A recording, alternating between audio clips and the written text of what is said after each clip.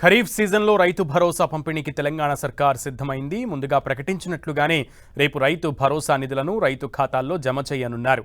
అయితే ఈ వేదిక మాత్రం ఖమ్మం మధిర నుంచి హైదరాబాద్ శిల్పకళా వేదికకు మారింది. మొదట మధిరలో కార్యక్రమాన్ని ప్రారంభించాలని భావించినప్పటికీ వర్షాల కారణంగా సభ నిర్వహణకు ప్రతికూల వాతావరణం ఏర్పడింది.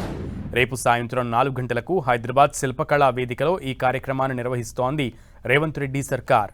తెలంగాణలో రైతులకు పెట్టుబడి సాయం అందించేందుకు రాష్ట్ర ప్రభుత్వం రైతు భరోసా పేరుతో ఎకరానికి 12,000 రూపాయల సహాయాన్ని అందిస్తోంది. ఇందులో భాగంగా ఈ ఖరీఫ్ సీజన్ వానాకాలం పంట కోసం 9,000 కోట్ల రూపాయలను నిధులను ఇప్పటికే సమీకరించింది ప్రభుత్వం. ఈ ఏడాదిలో మొదటి విడతలో 6,000 రూపాయల సాయం చేయగా ఇప్పుడు రెండో విడతగా వానాకాలం సాయం కింద 6,000 రూపాయలు సాయం అందించనుంది. వరుసగా 9 రోజుల పాటు రైతుల ఖాతాల్లో రైతు భరోసా నిధులను జమ చేయనుంది సర్కార్. సుమారు 70 లక్షల మందికి పైగా రైతులు ఈ పథకం కింద లబ్ధి పొందనున్నారు.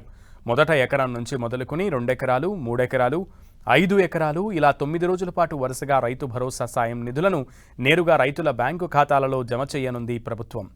ఇప్పటి వరకు 4 సార్లు రైతు భరోసా నిధులను జమ చేసింది రేవంత్ రెడ్డి సర్కార్. యాసంగి రబీ సీజన్లో రైతు భరోసా కింద మార్చి 2026లో మొదటి విడతగా 3,590 కోట్ల రూపాయల వరకు నిధులను విడుదల చేసింది. రెండో విడతలో 2,650 కోట్ల రూపాయల నిధులను విడుదల చేస్తోంది. మొత్తం 9,000 కోట్ల రూపాయలని ప్రభుత్వం చెల్లించింది. ఇప్పుడు 5వ రైతు భరోసా నిధులు విడుదల కానున్నాయి. రేపు మధిర నియోజకవర్గంలో జరగాల్సిన రైతు ఆశీర్వాద సభ వర్షాల కారణంగా రద్దయింది. అయితే ఈ సభను రైతులకు పెట్టుబడి సాయం అందించే రైతు భరోసా పంపిణీ సదస్సుగా హైదరాబాద్ శిల్పకళా వేదికలో నిర్వహించాలని ముఖ్యమంత్రి రేవంత్ రెడ్డి మంత్రులకు వెంటనే సూచించారు. దీంతో సంబంధిత ఏర్పాట్లు చేయాలని హుటాహుటిన అధికారులను ఆదేశించారు సీఎం. హైదరాబాద్ శిల్పకళా వేదికలో నిర్వహించే రైతు భరోసా సదస్సుకు రాష్ట్ర వ్యాప్తంగా అన్ని జిల్లాల నుంచి రైతులు తమ తమ రైతు వేదికల నుంచి వీడియో కాన్ఫరెన్స్ ద్వారా పాల్గొననున్నారు.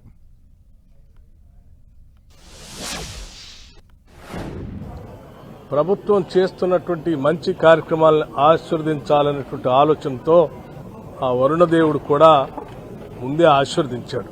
ఇక్కడికి వచ్చేటువంటి రైతాంగ సోదరులకు కానీ సభాస్థలిలో కానీ కొంచెం బురదమయమై సభ నిర్వహించడానికి ఇబ్బందికరంగా ఉంది. కాబట్టి ఈ సభా కార్యక్రమాన్ని తొలి రోజే ఇక్కడి నుంచి మొదలు పెడదామనుకునే ఈ కార్యక్రమాన్ని ముగింపు కార్యక్రమంగా, అంటే రైతు భరోసా రైతులకు ఇచ్చేటువంటి కార్యక్రమాన్ని ముగింపు కార్యక్రమంగా, అంటే వర్షాలు వెదర్ ఫోర్కాస్ట్ ఇన్ఫర్మేషన్ తీసుకొని దానికి అనుగుణంగా ఒక డ్రై స్పెల్ కనీసం 1-2 రోజులు ఉండేటట్టుగా చూసుకొని ఈ సభని నిర్వహించాలని ఎవరో ముఖ్యమంత్రి గారు కేబినెట్ నిర్ణయం చేయడం జరిగింది.